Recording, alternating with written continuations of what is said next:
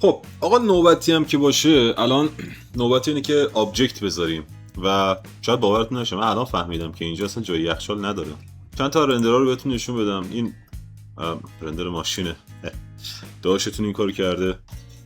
این در اصل اینو توی یه ویدیوی دیگه بهتون میگم چی بود داستانش. ببینید مثلا این سفارش مشتریه در رنگ‌های مختلف، زوایای مختلف.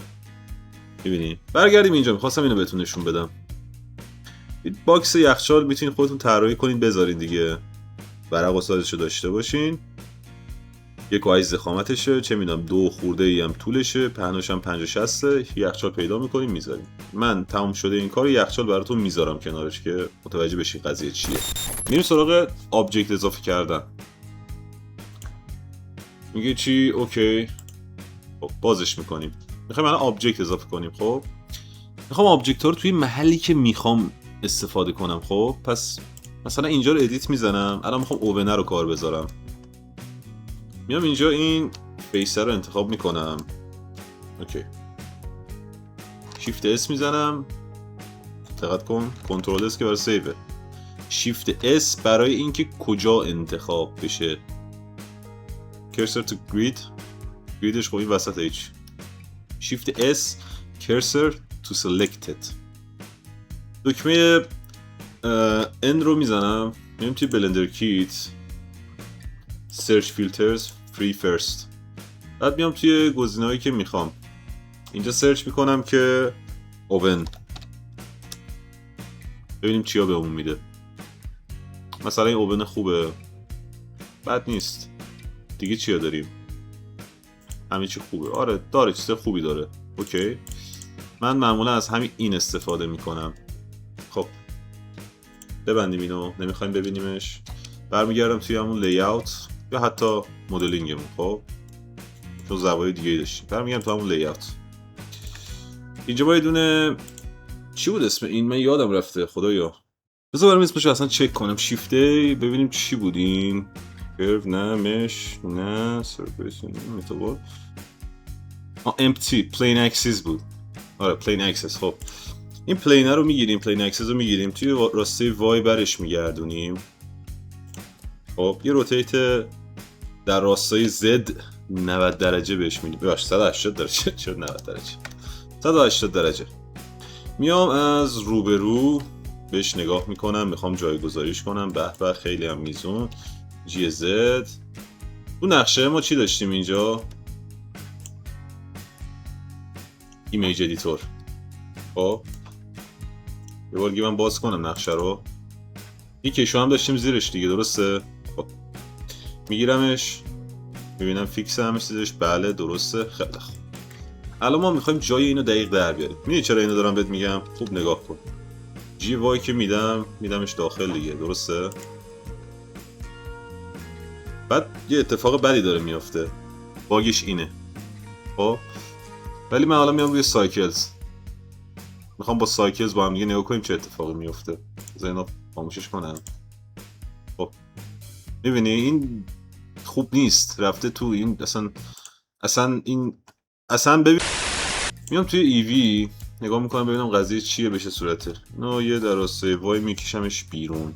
میخوام دقیق درش بیارم. خب یه بار دیگه چک میکنم از بغل ببینم که وقتی میدمش داخل درست میره یا نه. بله فیکس داره میره داخل. ببین از کجا دارم میگم. این لبه برام مهمه دیگه. خب میام چیکار میکنم؟ میام توی حالت سالید این انتخابش میکنم. یه حالا خدا رو شکر این خیلی ساده است. اوکی یه شیفت دی میگیرم تو راسته وای. فکر کنم فهمیدین میخوام چیکار کنم. سپریتش میکنم اینو.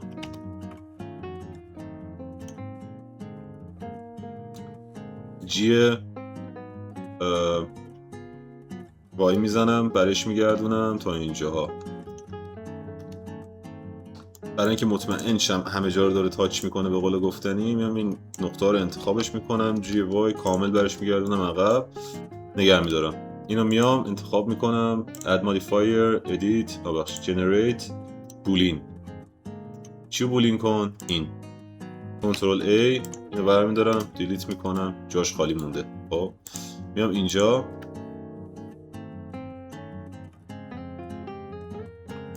اینو انتخابش میکنم. دیلیت ورتیسز. تموم شد. جاش خالیه الان، کاملا هم میزونه. حالا خود این یارو اوبنه رو میگیرم، جی وای برمیگردونم عقب. تا کجا بره عقب؟ تا جایی که ببینیم تاچ نمیکنه، به قول گفتنی. دهنم افتاد تاچ. آره ببینیم لمسش نمیکنه. کجاست حدودا این خطه؟ آره دقیقا روشه. عالیه، بنازم. میام انتخابش میکنم. چطوریه وضعیت؟ عالیه، خیلی خوبه واقعا، ردیفه. میکشمش فقط یکم بیرون که هم سطح بشه. خب یه کوچولو دردی که با این درا هم سطح بشه.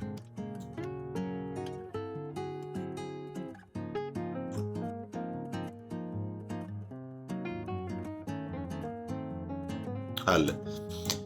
برای اینکه این مشکلم حلش کنیم چون معمولا من چیزی که دیدم اینجا هم سطحه، میدونی چی میگم؟ خب پس بنابراین اینا رو کلا میگیرم، جی وای میدم بچسبه به عقب. خب وایسا اینو نباید انتخاب کردیم. جی وای میدیمش عقب بس شه، تمام شده رفت. باگش هم به این راحتی حل شد. کشو داره اینجا. کشو داره دیگه، داستان داره غم انگیز میشه برای ما.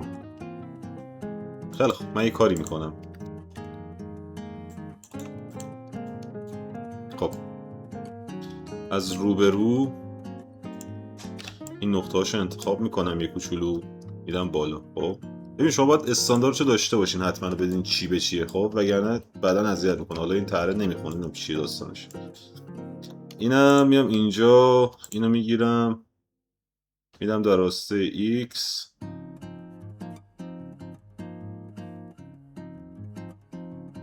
میام دوباره روبروش. یه سری نقطه داریم اینجا. نقطه ها چی میگه؟ آها نقطه ها این جای خالی است که برای این گذاشتیم. حواستون باشه، فکر نکنید اتفاق بدی افتاد. میذاریمش اینجا. حالا من میخوام این دره رو در بیارم. خب کاری که میکنم چیه؟ دوتا خط میندازم اینجا، از اینجاش تا اینجاش، اینتر.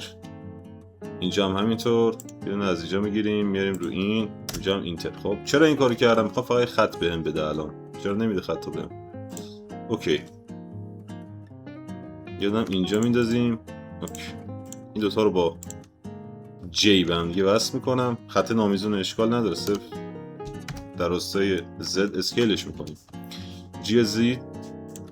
جی زد میبریم بالا. خب همینطوری که بردیم بالا یکم میارمش با این که تقریبا یه حدود برابر باشن. میدونی چی میگم؟ یه حدود برابری با هم دیگه برن بالا. این فیسر رو انتخابش میکنم، شیفت دی، جی ای وای 0.002 اکسترودش میکنم 0.00 بخشید 18. تموم شد. اینم از این، به همین سادگی در اومد، کار جمع شد. ردیفه. میریم سراغ گاز که دیگه از این ساده تره.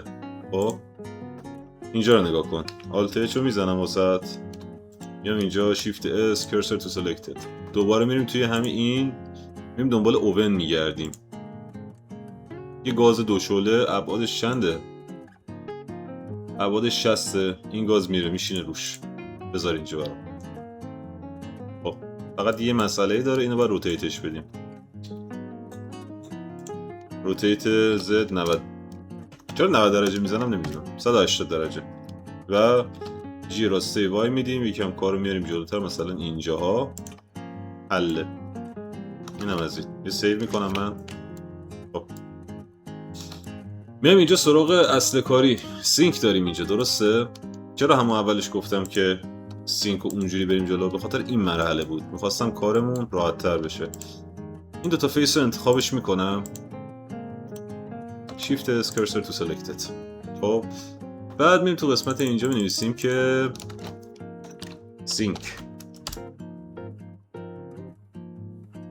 سینکش دو لگنه است یا تک لگنه؟ فکر می‌کنم دو لگنه باشه اینجوری که زده. بذار ببینم چی گیرمون میرسه. خوب، این خوبه نسبتاً، اینو من میذارم اینجا. خب اینجا هم دوباره یه دونه پلین داریم، روتیت زد 90 درجه منفی. درسته؟ حال نکردی با این، بیارش این ورتر. تمامه. اینجا چی کار میکنیم؟ اینجا هم آفرین دقیقا همون قضیه باکسر رو پیاده میکنیم. پس بریم که اینو انجامش بدیم با هم.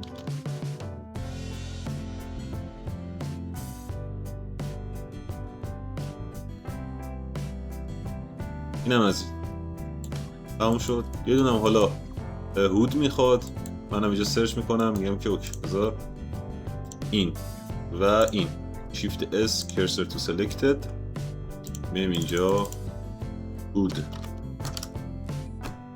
ببینیم چی نشونمون میده. ایس خوب این جوابه، فکر میکنم خودش باشه. بذار ببینم دیگه چه هودایی داریم. نه همین استفاده میکنیم، رنگش فقط عوض میکنیم. خب اینو میگیرم روتیت زد 180. چجوریه این؟ بذار ببینم. آره روتیت ایکس 90 درجه منفی. تا چقدر خوش شانسیم در آوردیم اینو.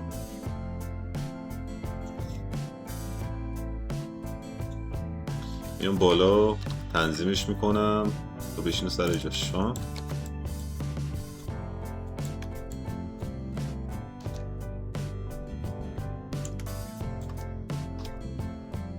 برمیگردیم ببینیم چه وضعیتی داریم. اینو من هایدش بکنم یه لحظه.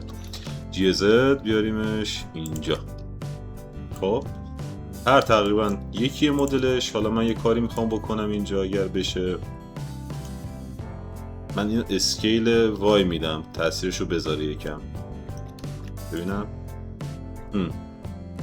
بیشتر بیاد. یه کوچولو دیگه میدم بیاد بیرون. حالیش قشنگ خودشه، همه چی داره. یه سیو میکنیم. اینم از این. فقط من یه چیزی مشکل دارم الان این وسط باهاش. من با همه چی مشکل دارم این وسط. تکسچرشو خوشم نمیاد. بذار ببینم. تکسچرش نقره‌ایه. خب گاز مشکی، همه چی مشکی. این نقره‌ایه رو مخمه. خیلی چیز نافرمیه. پس من میام روی شیدینگ. خب بیاد اینجا انتخابش میکنم. این رنگشو میخوام اگر بشه مشکی کنم کلا. آره پلاستیک بلک. براش استیلش هم میگیرم، اسکالش رو بر میدارم، مشکی میکنم. تموم شد. خوبه الان. اینم از این. اینم به این صورت. دیگه چی ها مونده؟ اگر خواستی حتی سینکت هم میتونی اینجا رنگش رو عوض کنی. خب بذار حتی میتونی اینجا هم همین کارو بکنی. مثلا این تکسچر به نظرم نیازی نبود بذاره. سینک مشکی بذار، کار قشنگ جمع بشه. خیلی هم خوبه خودش. فقط یه چیزی هست اینجا داره اذیتم میکنه. بذار اینو میبینی این وصله.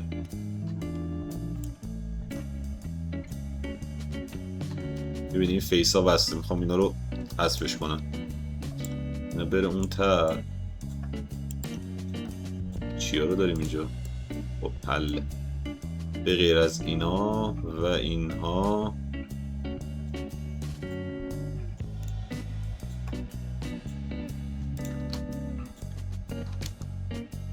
یه کوچولو میدم شاید. خب و میام بالا یه لحظه. از این بالا هم این تیکه رو درستش کنیم.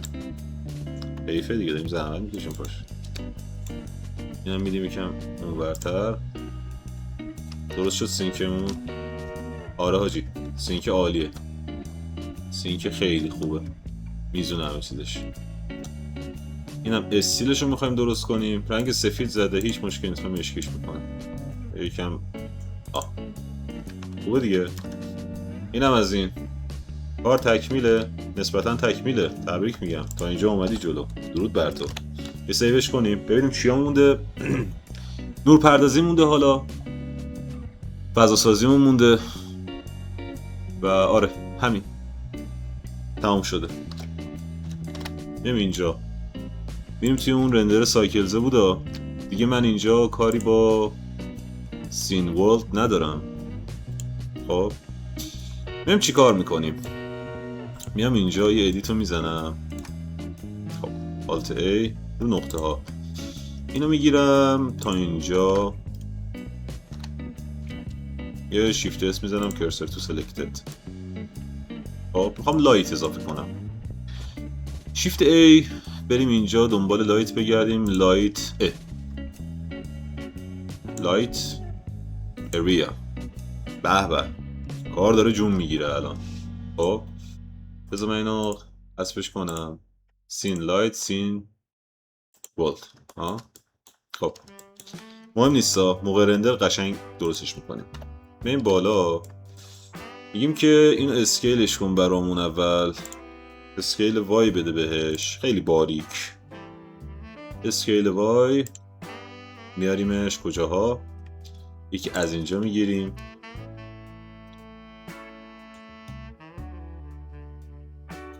میاریمش بغل یکم، اسکیل X میدیم هی بهش تا فیکسش کنیم. یه جاشو باید دستی مقدار فیکس کنیم.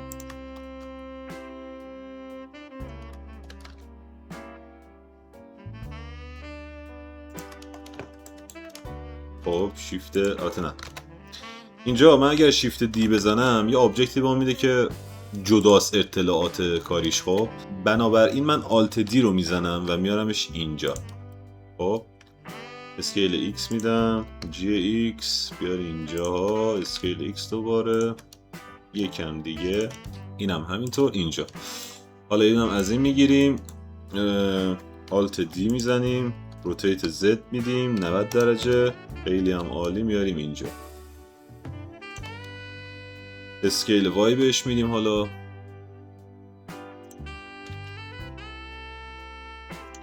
خب بریم تست کنیم ببینیم چه خبر وضعیت. کار که تو کابینت اصلا قرار نیست دیده بشه دیگه، بنابراین ما اینو میاریم پایین یکم تا جایی که معلوم بشه. به به چقدر کار زیبایی، چقدر کار خوشگلی و این داستانا. بذار ببینم که لوکال میتونم تغییرش بدم.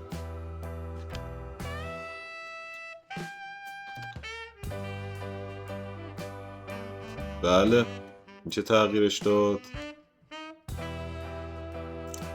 خب اینم از این. خب این لایتمون الان آماده است. حالا من میخوام رنگش رو یه مقدار گرم کنم، یک کوچولو، نمیخوام یخی باشه فقط صرفا. خب یه موقعی هم هست یه سری هستن این کار رو انجام میدن ها. مثلا تو میتونی اینجا برای خود لایت اضافه کنی عشقی. بذار این لایته با این لایته آلت دی میزنم میارم پایین. خب از این بالا میام تنظیمش میکنم.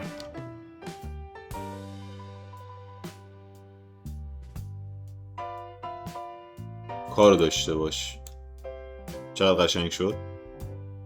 اینم از این دیگه. به این صورت میتونی اصلا برای اینکه یه خورده کار بهتر بشه روتیت X بدی بهش، مثلا 30 درجه، یه خورده کار خودشو نشون بده ها.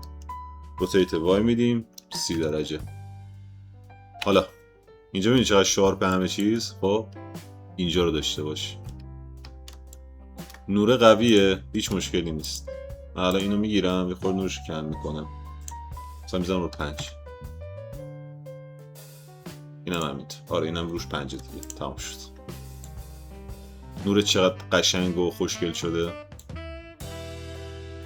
اینم از. حالا ما فقط یه دونه این تیکر رو میخوایم یه لایت بذاریم واسه مثلا یه رو فرمون. خب اینجا میخوام مثلا لایت اینجا کار کرده باشه دیگه. میدونی چی میگم؟ ببین بذار میام اینجا اینو انتخابش میکنم.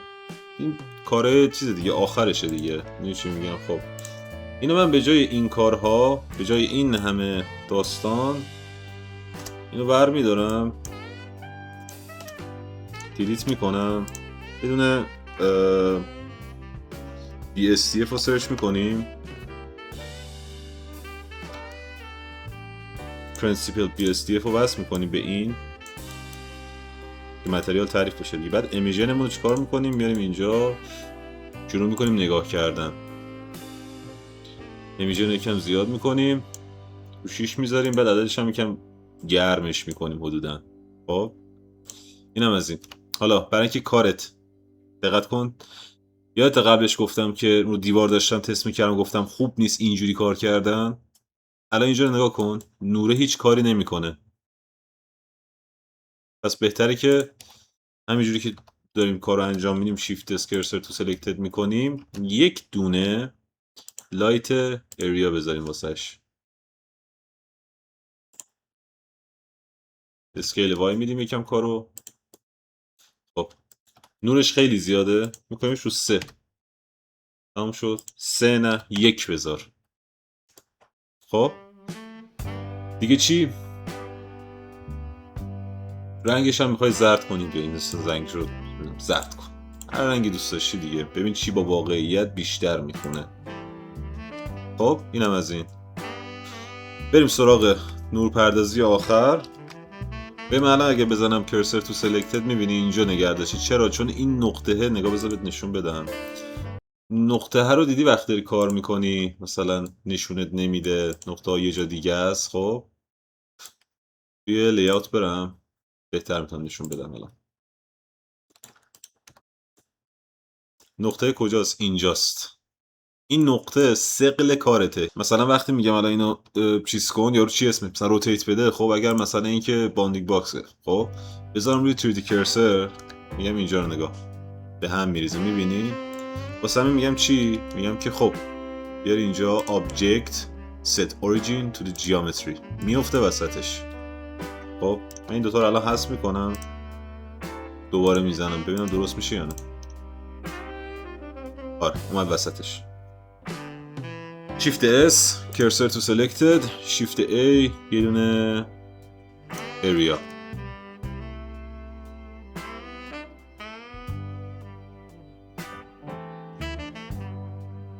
تمام.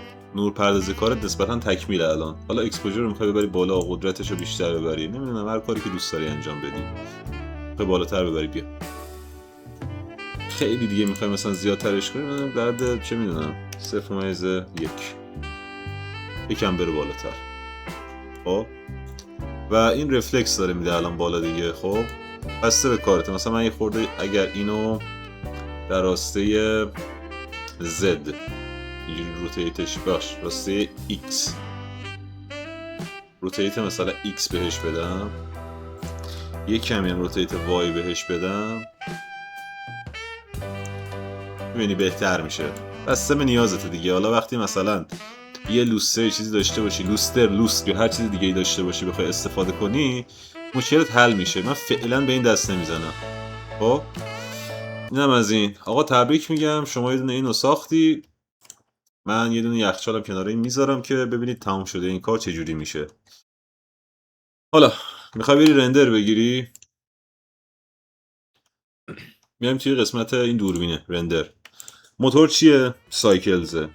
جی پی یو کامپیوت درسته. سامپلینگ 50، دینویزت فعاله، همیست فعاله، ردیف رزولوشن 1080 سامپلزات رو 1024 گذاشته.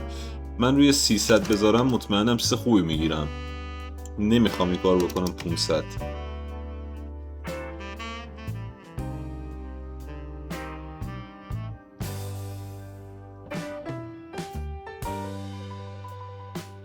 یه چیزی مونده فقط اینجا، اینو من یادم نره بهت بگم. ببین الان این لایت میبینی یه خط داریم اینجا، بذار اینجوری بهت بگم، نگاه کن. این لایت رو وقتی قوی ترش کنم بیشتر خودشو نشون میده. خب من اینو نمیخوام. چیکار میکنم؟ میام توی این مکعبی که نوشته آبجکت، دایره، مربعه. خب یه گزینه داریم اینجا به اسم ویزیبیلیتی.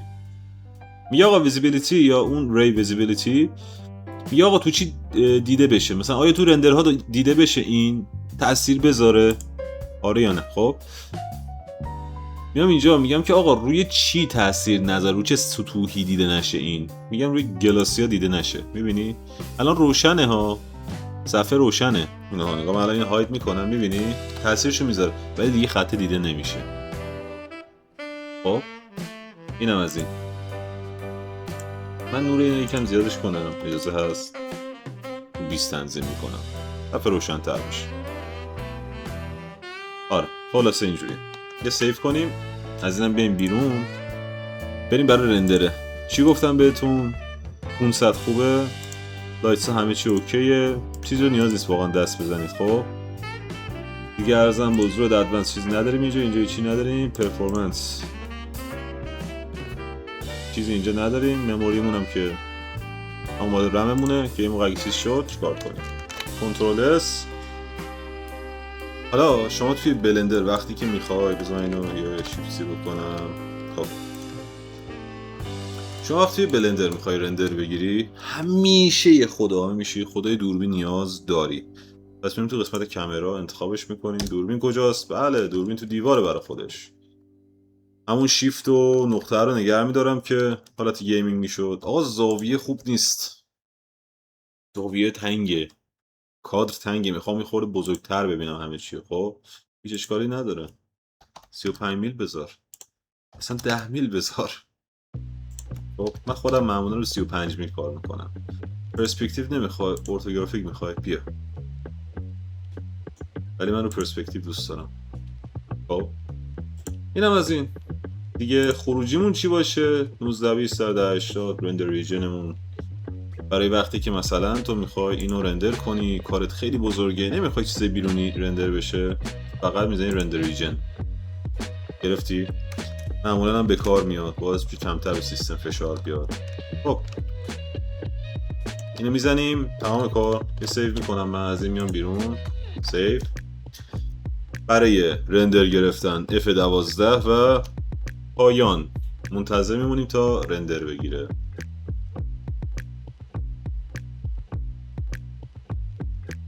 خیلی هم عالی، خیلی هم جذاب، همه چی میزون، نور پردازیم خوبه، فیکسه، راضی هم جدی.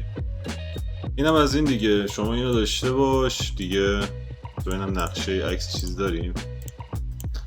نه نداریم اینجا. خب من این دوتا عکس رو میذارم کنار هم دیگه. چیزی که تو نقشه بود پیاده شد، چیزی هم که توی 3D پیاده کردیم و این شد کلیت کار 3D سه‌بعدی. به همین سادگی.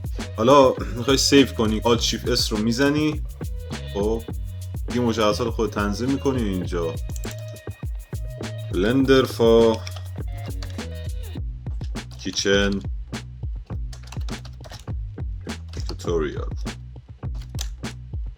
و توی دسکتاپ و سیف. شما بیا تشریف به اینو نگاه کن. یه رندر تمیز خوشگل دیگه، همه چی تمام دیگه. اگر چیزی بود، سوالی بود توی کامنت ها بگید، من میخونم حتما تا جایی که بتونم کمک میکنم. خود من الان میرم برای ساخت این یارو یخچالی که بهتون قولشو دادم.